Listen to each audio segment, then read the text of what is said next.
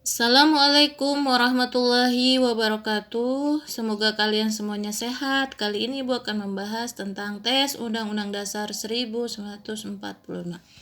Baik, kita akan bahas nomor 1. Undang-Undang Dasar 1945 adalah A. Hukum tidak tertulis, B. Hukum adat, C. Landasan negara, D. Ideologi negara, E. Hukum dasar yang tertulis. Kira-kira jawaban yang benar adalah betul sekali, E. Hukum dasar yang tertulis. Baik, kita lanjut ke soal nomor 2. Hukum dasar yang tidak tertulis disebut A. Aturan konvensi, B. Pancasila, C. Undang-Undang Dasar 1945, D. Perpu, E. GBHN. Betul sekali, jawaban yang benar adalah A. Aturan konvensi. Baik, kita lanjut ke nomor 3. Kapan Undang-Undang Dasar 1945 pertama kali dinyatakan berlaku? Ya, 17, 16, 18, 28, atau 20? Betul sekali, jawabannya adalah C. Baik, kita lanjut ke soal nomor 4. Yang mengesahkan Undang-Undang Dasar 1945 adalah A. BPUPKI, B. Presiden, C. PPPKI, D. Menteri, E. Rakyat Indonesia. Jadi yang betul adalah C. PPKI. Baik, kita lanjut ke soal nomor 5 yang bukan merupakan isi pokok. Ya, Undang-Undang Dasar 1945 adalah A. Preambul, B. Batang tubuh, C. Aturan peralihan 4 pasal, D. Aturan tambahan 2 pasal, E. Kesimpulan. Ya, betul sekali, jawabannya adalah E. Kita lanjut ke soal nomor 6. Yang diatur oleh hukum dasar negara adalah A. Susunan organisasi suatu negara, B. Membatasi tugas dan wewenang badan-badan negara, C. Menjaga atau mengatur hubungan vertikal antara badan-badan negara, D. Menjaga atau mengatur hubungan horizontal antara badan-badan negara, E. Semua jawaban benar. Ya, betul sekali, jawaban adalah semuanya E. Jawaban benar. Baik, kita lanjut ke soal nomor 7. Pembukaan Undang-Undang Dasar 1945 tidak boleh diubah oleh siapapun karena A. akan membubarkan negara, B. merupakan janji, C. warisan pahlawan, D. tidak sesuai, E. semua jawabannya salah. Jadi jawaban yang betul adalah A. Betul sekali. Baik, kita lanjut ke soal nomor 8. Setiap bangsa berhak untuk hidup merdeka. Setiap bangsa yang masih terjajah harus dimerdekakan. Merupakan isi dari pembukaan Undang-Undang Dasar 1945 alinea A ke-1, B ke-2, C ke-3, D ke-4, E ke-5. Jadi jawaban yang betul adalah yang A. Baik, kita lanjut ke soal nomor 9, maaf. Pembentuk pemerintah negara bagian berdasarkan Pancasila merupakan salah satu isi dari pembukaan Undang-Undang Dasar 1945 alinea A ke-1, B ke-2, C ke-3, D ke-4, E ke-5. Jadi untuk jawaban nomor 9 yang benar adalah D ke-4. Baik, kita lanjut ke soal nomor 10. Undang-Undang RIS berlaku pada tanggal A. 27 Desember 1949 sampai 15 Agustus 1950, D. 20 Agustus 1949 sampai 15 Agustus 1950, C. 27 Agustus 1948 sampai 17 Agustus 1950, D. 20 Agustus 1949 sampai 20 Agustus 1950, E. Semua jawaban yang salah. Oke, untuk nomor 10 kira-kira jawaban yang benar adalah A. Betul, tepat sekali A. Baik, kita lanjut ke soal nomor tadi 10, sekarang 11. Yang bukan merupakan dampak atau akibat dari Dekret Presiden 5 Juli 1159 adalah A. Konstituante dibubarkan, B. UUDS tidak berlaku, C. Kembali ke Undang-Undang Dasar 1945, D. Dibentuk DPRS, E. Dibentuk DPAS. Jadi jawaban yang salah adalah, jawaban yang benar nomor 11 adalah D. Itu bukan isi dari Dekret Presiden 5 Juli. Baik, kita lanjut ke soal nomor 12. Peranan Undang-Undang Dasar 1945 dalam GBHN adalah A. sebagai landasan konstitusional, B. sebagai landasan real, C. sebagai landasan ideal, D. sebagai dasar hukum, E. semua jawaban salah. Jadi yang nomor 12 jawabannya adalah A. Baik, kita lanjut ke nomor 13. Pada umumnya Undang-Undang dasar memuat tentang A. Tujuan negara, B. Bentuk negara, C. Bentuk pemerintahan, D. Pembagian kekuasaan, E. Semua jawaban benar. Pada jawaban yang betul adalah nomor 13. Iya, betul sekali. E jawabannya. Baik, kita lanjut nomor 14. Tahun 1959 sampai tahun 1165 disebut A. Masa A. Orde Lama, B. Orde Baru, C. Demokrasi terpimpin, D. Demokrasi liberal, E. Reformasi. Jadi untuk nomor 14 jawaban yang betul adalah B. Baik, kita lanjut ke soal 15. Lembaga tertinggi negara MPR diatur dalam Undang-Undang Dasar 1945. Ya, A. Pasal 1, B. Pasal 2, C. Pasal 3, D. Pasal 37, E. Semua jawaban benar. Jadi jawaban yang benar adalah betul sekali E. Baik, kita lanjut yang termasuk tugas MPR adalah A. Menetapkan undang-undang dasar, B. Memberikan gerasi, C. Mengangkat menteri, D. Memberhentikan menteri, E. Semua jawaban benar. Oke, betul sekali jawabannya adalah yang A ya. B, C, D itu adalah termasuk tugasnya presiden. Baik, kita lanjut ke nomor 17.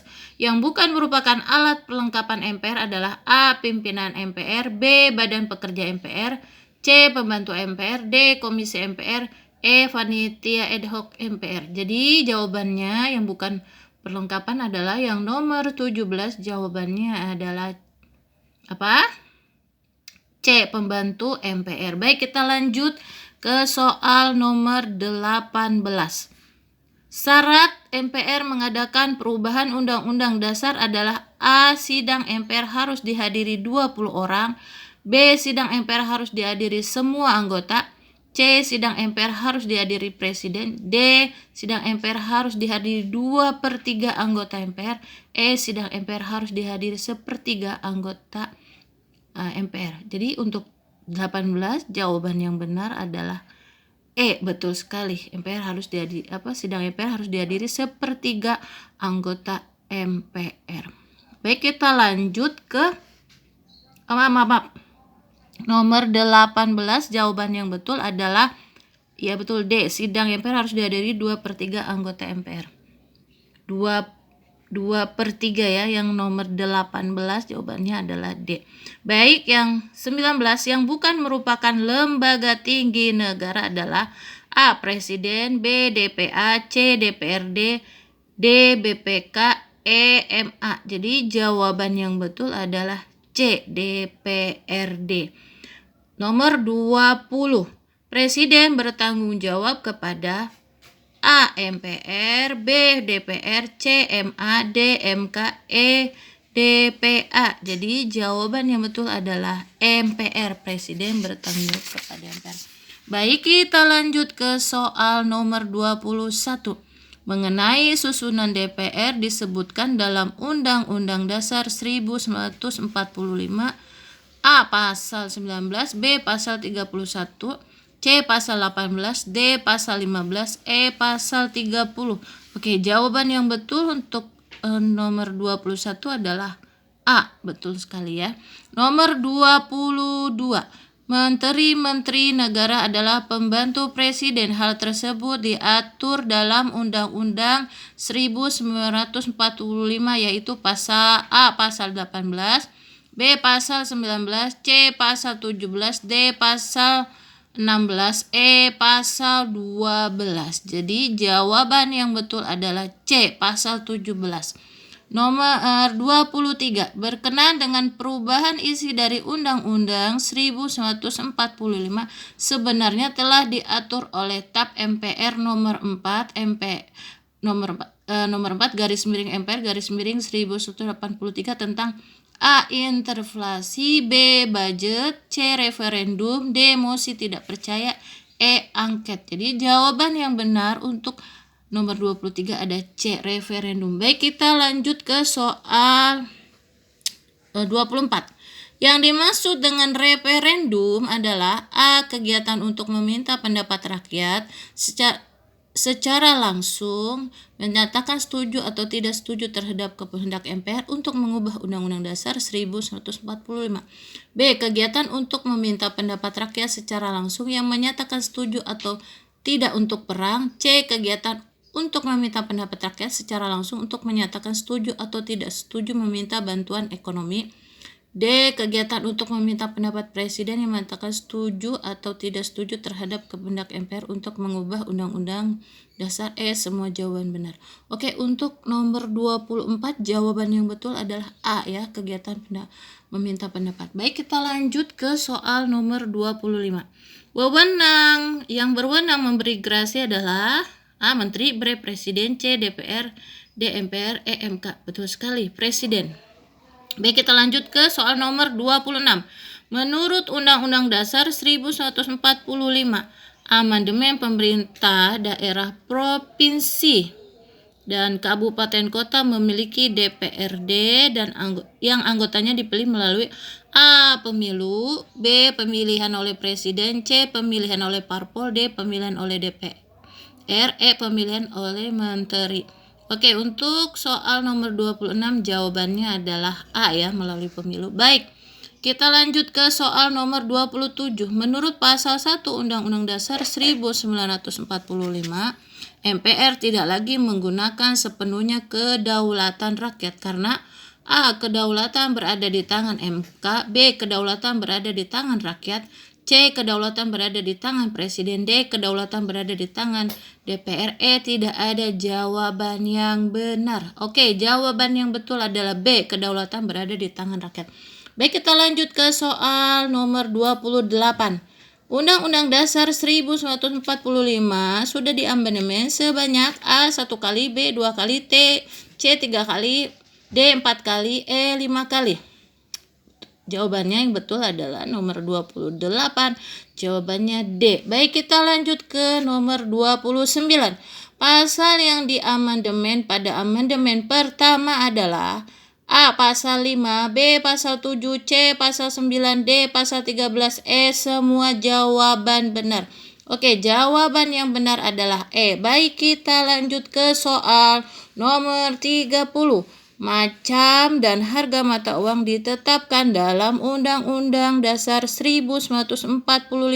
Pasal A 23A, B 23B, C 23C, D 23D, E 23E. Jadi jawaban yang betul untuk nomor 30 adalah B. Baik, terima kasih, kita telah bahas soal 30.